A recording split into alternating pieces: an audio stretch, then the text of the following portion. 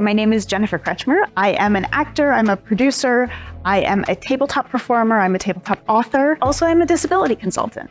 A disability consultant is someone who comes in and works with different teams to try and improve their representation of disability, their understanding of what disability is, to make sure their characters are accurately depicted. It's really important to have those conversations because in the real world, more than 26% of people are disabled. But in terms of media representation, it's a very, very small percentage of the characters we see. The tabletop industry is starting to get more and more accessible, which is wonderful, but historically, there has not been a lot of access or accuracy in the space.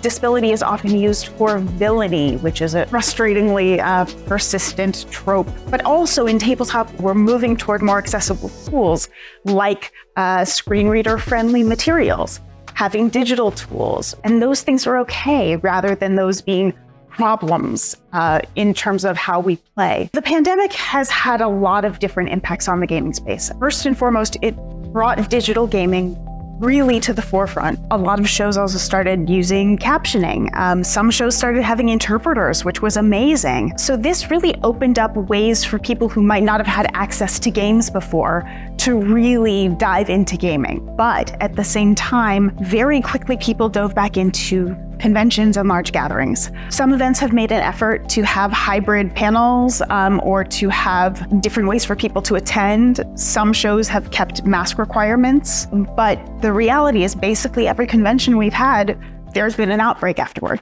I think the advice I would give to organizers of those events would be to really think about community care. Masking is really important, ventilation is really important, putting events outside whenever it's possible, having tests available for free, having masks available for free. It's both a financial investment and a moral investment in the community that you have. I think it's really, really important that disabled people continue to advocate for themselves and not let themselves disappear. It's becoming increasingly difficult for disabled voices to be heard.